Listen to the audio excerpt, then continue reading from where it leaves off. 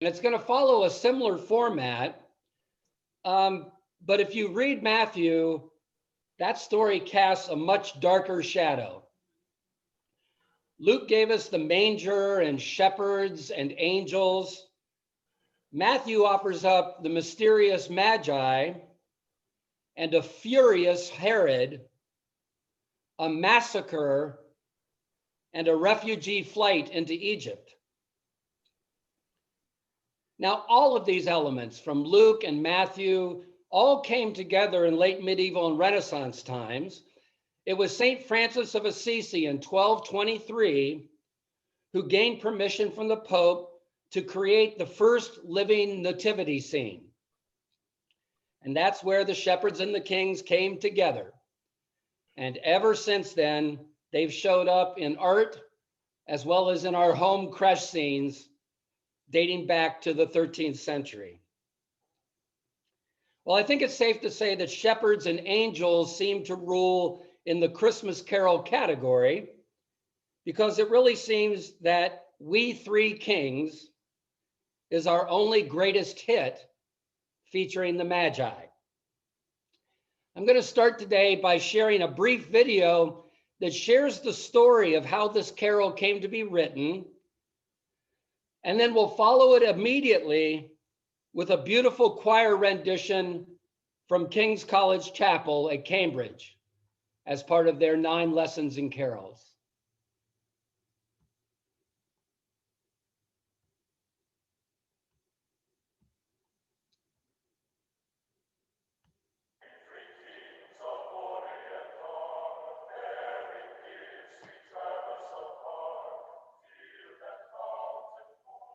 The author of We Three Kings of Orientar first began his career in New York as a reporter, with every intention of becoming a lawyer. But instead, John Henry Hopkins entered the General Theological Seminary of the Episcopal Church, neatly ensconced behind these walls at 175 Ninth Avenue in New York. After his graduation in 1850, he became the seminary's first music teacher as well as editor of the Church Journal. We Three Kings of Orient are, among a number of religious titles included in Ron Clancy's American Christmas Classics, is one of the few carols whose theme is primarily about the visit of the kings or wise men to the Christ child in Bethlehem. Written in 1857 as Kings of Orient, the original title, it was first published in 1863. The new carol quickly gained recognition outside the United States, especially in England, where it was the only American carol published in Christmas Carols New and Old, a landmark 1878 collection. The Reverend Hopkins wrote the carol as a Christmas gift for his nieces and nephews while he served as an instructor of church music for the General Theological Seminary. Because the music has an archaic flavor, the carol is often thought of to be older than it actually is.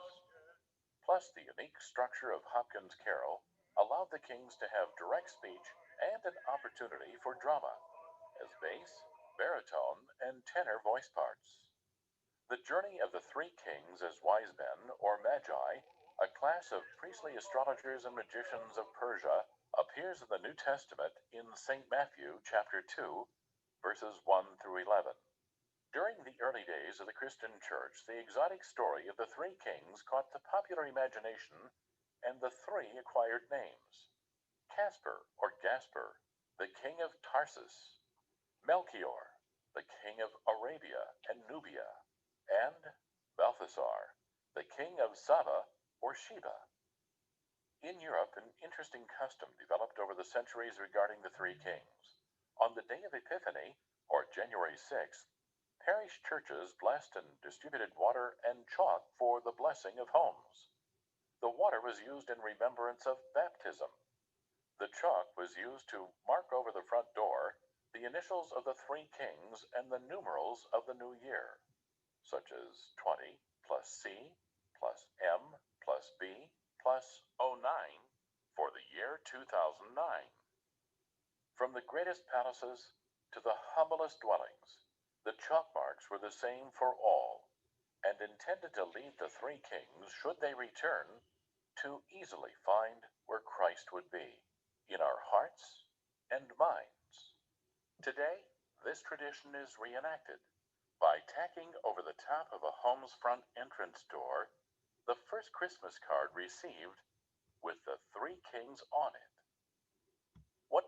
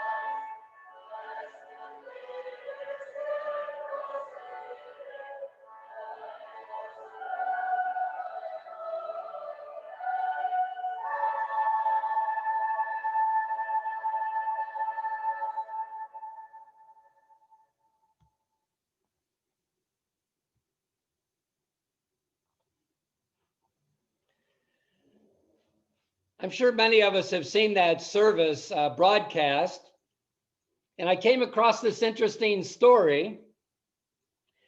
If you've watched the service, you'll see how the camera very often focuses on the Peter Paul Rubens Nativity painting that is at the altar that was originally created in 1633 as an altarpiece for the chapel at the convent of the White Nuns in what was then Spanish-held Belgium. And you may have caught some glimpses of that painting in the background of the hymn we just heard.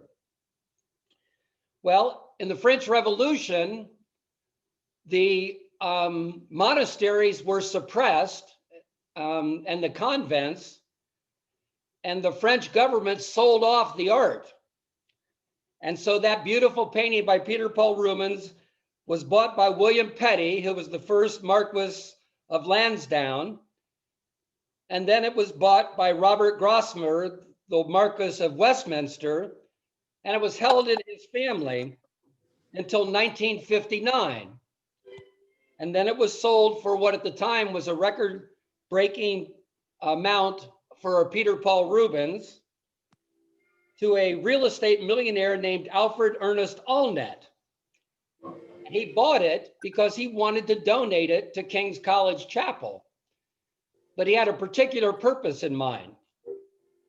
The college accepted the gift with the proviso that the chapel itself would be altered to make the painting the centerpiece. The floor at the east end was lowered by removing the 3 steps leading up to the altar. Oak paneling from the 17th century and a communion rail and reredos were removed, all just so the painting would look good in annual television broadcasts of the chapel's annual festival of 9 lessons and carols. You saw it in the background, and I'll put up a picture of that beautiful painting now.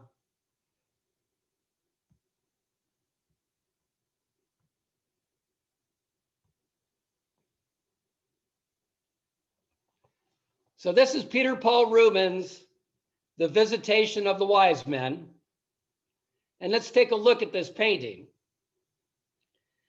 By the time of Reuben's, in the West, the 3 wise men or Magi had had their identities fixed, each representing a different region of the world that varied somewhat, Arabia, Persia, and Babylonia, but they also had come to represent the 3 ages of man. They had also, for over 1,000 years, acquired actual names. Melchior, the Persian, Caspar, sometimes from India, and Balthazar from Babylonia, but then later from Ethiopia. These names were probably derived from a Greek manuscript written in Alexandria all the way back in 500 AD. So the tradition of there being 3 wise men is an ancient one, even though in Matthew's gospel it nowhere says that there were 3 wise men. What it says is they offered 3 gifts: gold, frankincense, and myrrh. So looking at this painting, you see the older man in the foreground. That's Caspar. Second is Melchior, who represents middle age. And then in the back is the young black man, Balthazar. Melchior gives frankincense, Balthazar gives myrrh, and Caspar gives the gold. Now, this idea of Balthazar being black has become a subject of considerable interest recently and a lot of scholarly attention. It only came into being in about the 12 or 1300s, but by the 1500s, it was firmly fixed, and his country of origin had evolved from Babylon to Ethiopia. So when I say it was fixed, I mean that in the 1500s, almost every artist who represented this scene represented these 3 in a very similar way. And here are some other examples. This is Jean de Beer from 1518, Adoration of the Magi.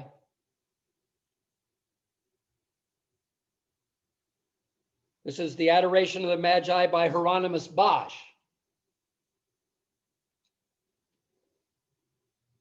And again, you see the old gentleman, the middle-aged gentleman, and the young black man. This is from Andrea Mantegna, probably around 1500.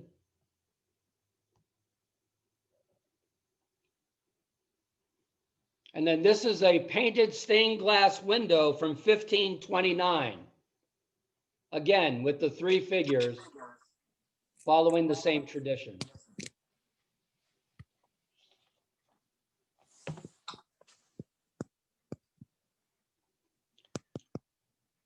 So it's easy to see that these wise men have been heaped upon with tradition upon tradition. But if we want to understand the root core of this symbol, we need to read Matthew's gospel itself. Here is Matthew chapter 2.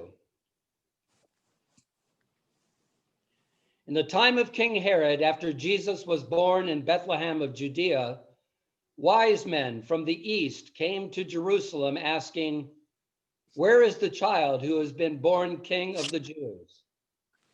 For we observed his star at its rising and have come to pay him homage." When King Herod heard this, he was frightened, and all Jerusalem with him. And calling together all the chief priests and scribes of the people, he inquired of them where the Messiah was to be born. They told him, "In Bethlehem of Judea, for so it has been written by the prophet, and you, Bethlehem, in the land of Judah, are by no means least among the rulers of Judah, for from you shall come a ruler who is to shepherd my people Israel." Then Herod secretly called for the wise men and learned from them the exact time when the star had appeared. Then he sent them to Bethlehem, saying, "Go and search diligently for the child, and when you have found him, bring me word, so that I may too also go and pay him homage." When they had heard the king, they set out.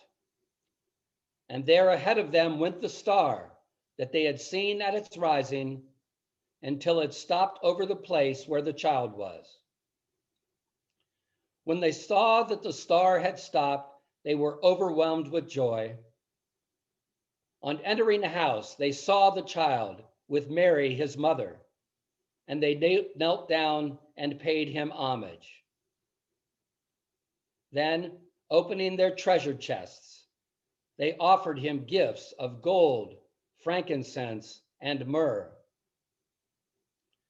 And having been warned in a dream not to return to Herod, they left for their own country by another road.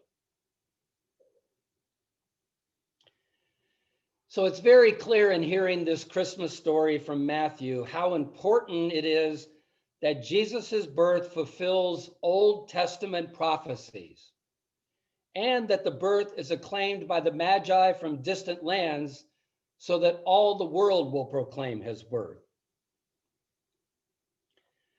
Now, modern poets have offered different takes on the meaning, T.S. Eliot in particular. He wrote his own Journey of the Magi soon after his conversion to Christianity. And for him, the kings represented the dying of tired old beliefs in the face of the new revelation of Christ. Letting go of the old can be very hard. Here is the Journey of the Magi by T.S. Eliot. A cold coming we had of it, just the worst time of the year for a journey, and such a long journey. The ways deep and the weather sharp, the very dead of winter. And the camels galled, sore-footed, refractory, lying down in the melting snow. There were times we regretted the summer palaces on slopes, the terraces, and the silken girls bringing sherbet. Then the camel men cursing and grumbling and running away and wanting their liquor and women. And the night fires going out and the lack of shelters, and the cities hostile, and the towns unfriendly, and the villages dirty and charging high prices. A hard time we had of it. At the end, we preferred to travel all night, sleeping in snatches, with the voices singing in our ears, saying that this was all folly. Then at dawn, we came down to a temperate valley, wet below the snow line, smelling of vegetation, with a running stream and a watermill beating the darkness, and 3 trees on the low sky, and an old white horse galloped away in the meadow. Then we came to a tavern with vine leaves over the lintel, 6 hands at an open door dicing for pieces of silver, and feet kicking the empty wineskins. but there was no information. And so we continued. And arriving at evening, not a moment too soon, finding the place. It was, you may say, satisfactory. All this was a long time ago, I remember. And I would do it again. But set down, this, set down, this. Were we led all that way for birth or death? There was a birth, certainly. We had evidence and no doubt.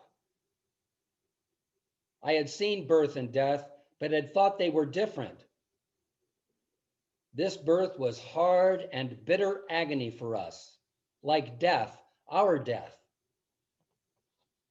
We returned to our places, these kingdoms, but no longer at ease here in the old dispensation, with an alien people clutching their gods. I should be glad of another death. So first published in 1927 as a series of pamphlets related to Christmas, as I said, the poem was written shortly after Eliot's conversion to the Anglican faith. The Magus Eliot gives voice to makes clear that spiritual transformation is not a comfort, but an ongoing process, an arduous journey seemingly without end. The Magus's view on the birth of Jesus and the shift from the old ways to Christianity is filled with complexity and ambivalence. In writing about this poem, former Archbishop of Canterbury, Reuben Williams, remarked, Eliot never wanted to present religious faith as a nice, cheerful answer to everyone's questions, but as an inner shift so deep that you could hardly notice it, yet giving a new perspective on everything and a new restlessness in a tired and chilly world. Okay, from kings and stars, we now turn to the tale of terror that is embedded in Matthew's telling of the birth of Christ. We heard it foreshadowed in the story of the Magi, where it said, when King Herod heard this, he was frightened, and all Jerusalem with him, and called together all the chief priests and scribes of the people. He inquired of them where the Messiah was to be born. Well, why did Herod want to know where the child was to be born? So he could murder him in his bed. Probably the least observed feast day of the Christmas season is December 28, the Massacre of the Innocents. And it's easy to see why we want to sweep this story under the rug. But there it is, right in the middle of the Christmas story in Matthew. This again from Matthew. When Herod saw that he had been tricked by the wise men, he was infuriated, and he sent and killed all the children in and around Bethlehem who were 2 years old or under, according to the time that he had learned from the wise men. Then was fulfilled what had been spoken through the prophet Jeremiah. A voice was heard in Ramah, wailing and loud lamentation, Rachel weeping for her children. She refused to be consoled because they are no more. Again, Matthew, the most Jewish of all the Gospels, needs his Christmas story to fulfill Old Testament prophecies from the past, even tragic ones.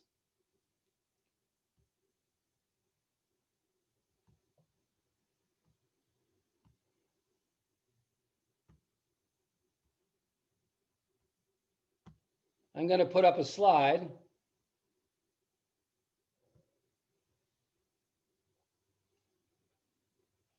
Oh, wrong one. There.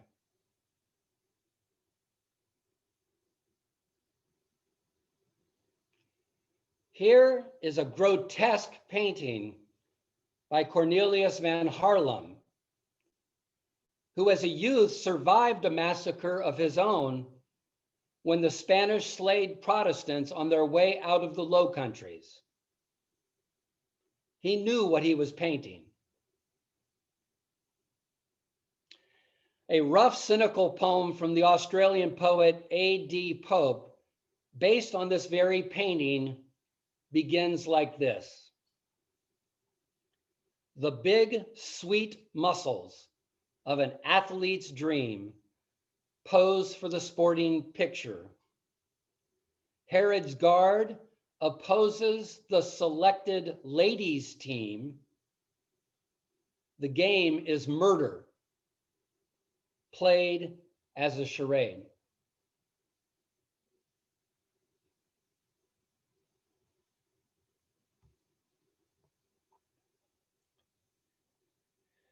Well, if you remember, Joseph had been warned in a dream of this impending slaughter and bundled up Mary and the baby Jesus and headed out to Egypt. Again, this is important to Matthew because it fulfills Jewish prophecy. This was to fulfill what had been spoken by the Lord through the prophet, "Out of Egypt I have called my son." It's so wonderful to look at these Christian, today we would call them memes, these symbols, these iconic tales that are told and retold and retold. The nativity scene with the creche, the three kings, and now certainly the flight to Egypt. And I'm going to share some of those images.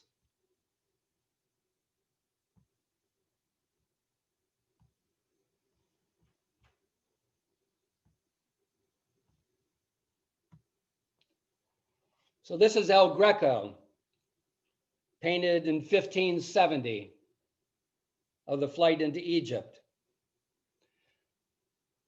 You'll remember that in Luke's story, Joseph and Mary lived in Nazareth, but traveled to Bethlehem because of a census.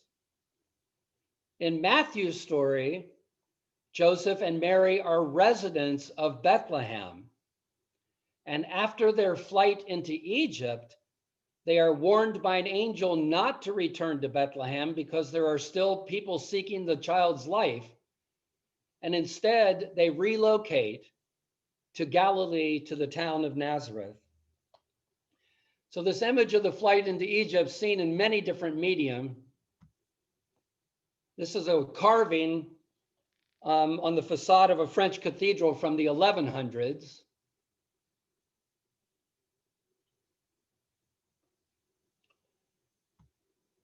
This is the leaf from a book of hours that was illuminated in 1470. And then here's the scene depicted in an icon.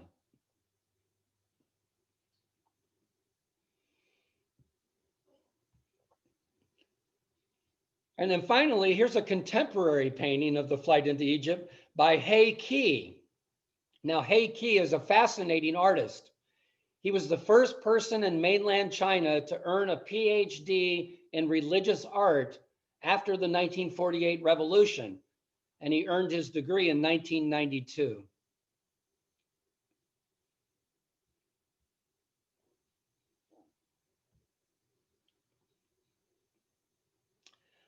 I have another poem. This one's entitled Refugee by Malcolm Geet. We think of him as safe beneath the steeple or cozy in a crib beside the font, but he is with a million displaced people on the long road of weariness and want. For even as we sing our final carol, his family is up and on the road, fleeing the wrath of someone else's quarrel, glancing behind and shouldering their load. Whilst Herod rages still from his dark tower, Christ clings to Mary, fingers tightly curled.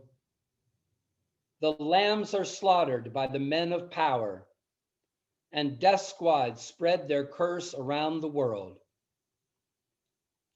But every Herod dies and comes alone to stand before the Lamb upon the throne. Well, before Herod meets his maker, Herod unleashed that mayhem on poor Bethlehem. Another famous modernist poet, W.H. Auden, in his Christmas oratorio for the time being, gave his take on Herod's reasoning near the long poem's conclusion. Here are Herod's words, according to W.H. Auden.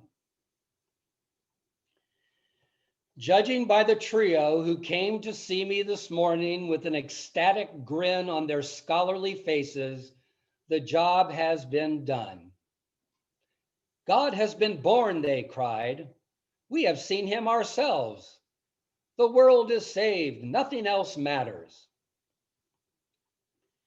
One needn't be much of a psychologist to realize that if this rumor is not stamped out now, in a few years, it is capable of diseasing the whole empire. And one doesn't have to be a prophet to predict the consequences if it should. Reason will be replaced by revelation. Instead of rational law, objective truths perceptible to any who will undergo the necessary intellectual discipline, and the same for all, knowledge will degenerate into a riot of subjective visions, feelings in the solar plexus, induced by undernourishment, angelic images generated by fevers or drugs, dream warnings inspired by the sound of falling water. Whole cosmogonies will be created out of some forgotten personal resentment. Complete epics written in private languages, the daubs of school children ranked against the greatest masterpieces. Life after death will be an eternal dinner party where all the guests are 20 years old. Justice will be replaced by pity as the cardinal human virtue, and all fear of retribution will vanish. Every corner boy will congratulate himself. I'm such a sinner that God has come down in person to save me. I must be a devil of a fellow. Every crook will argue, I like committing crimes. God likes forgiving them. Really, the world is admirably arranged. And the ambition of every young cop will be to secure a deathbed repentance. The new aristocracy will consist exclusively of hermits, bums, and permanent invalids. The rough diamond, the consumptive whore, the bandit who is good to his mother, the epileptic girl who has a way with animals will be the heroes and heroines of the new tragedy, when the general, the statesman, and the philosopher have become the butt of every farce and satire. Naturally, this cannot be allowed to happen. Civilization must be saved, even if this means sending for the military, as I suppose it does. How dreary. Why is it that in the end, civilization always has to call in these professional tidiers to whom it is all one, whether it be Pythagoras or a homicidal lunatic that they are instructed to exterminate? Oh dear. Why couldn't this wretched infant be born somewhere else? Well, I think we learned today that not all Christmas stories are sweetness and light. Matthew's is full of terror and horror, of slaughter and exile. And yet a light shines through it, a bright star, one dating back to ancient Jewish prophecies. And this shining light is a star that still leads us to Christ and his birth. The Magi asked, "Where is the child who has been born King of the Jews? For we observed his star at its rising and have come to pay him homage." It's that time of year where once again, it's time to follow that star.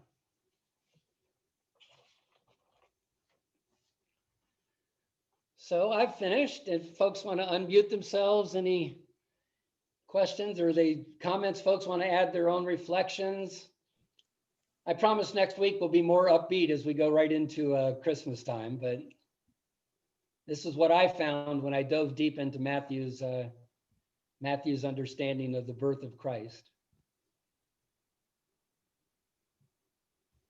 The T.S. Eliot poem, I had done some research on that, and of course it has a great deal of debt owed to Lancelot Andrewes in 1622. Right, exactly. And a sermon preached on Christmas Day before King James I, which he had the same, it opens, well, it's in the middle of the sermon, but it's the exact same wording that Eliot uses. A cold, whatever it was, it's not right in front of me, but a cold coming we had of it. Yes. It's a long sermon. Thank you for that, Very Mike. involved. And I knew about that sermon, but I didn't realize it was preached at Christmas in front of the king, right before the king was getting ready to The Christmas dinner. Well, this was probably an hour-long sermon. Well, and again, it's amazing of Eliot's conversion to Anglicanism. Auden was an Anglican. And really from that period of Lancelot Andrewes and John Donne and Jeremy Taylor in the 1700s, are far and away our most profound theologians were poets rather than academics. And Anglicanism has always found our belief in hymnody, in liturgy, and in poetry. And that's why I like being able to include some poems in these offerings. Could you repeat the name of that last poet's author? Of the poet, Lancelot Andrewes. And the Andrews is spelled Andrewes. Oh, interesting.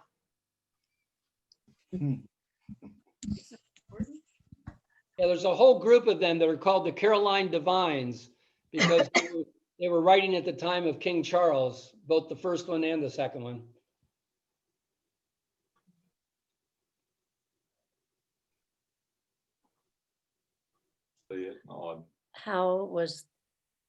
I'm asking a question for my friend here.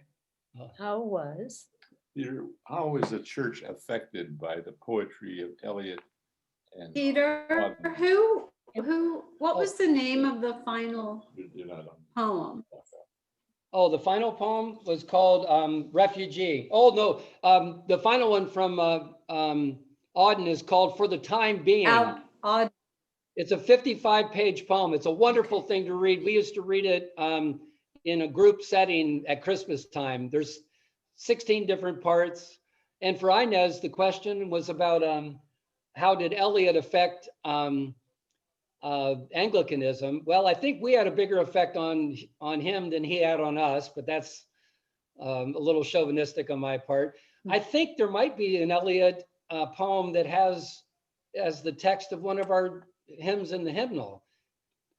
I know that there's an Auden, the very closing of For the Time Being, He is the Way, is now a hymn in our hymnal, and I'll be playing that next week. It's a wonderful hymn. But in terms of Eliot's effect on the church, Eliot was he was born in the United States, but he lived in England, and so I'll have to look and see if he did have a good influence. And I'd also wonder who were the key figures and what were the key settings that led him to his conversion in the 1920s. So I'll do a little homework on that. Thank you.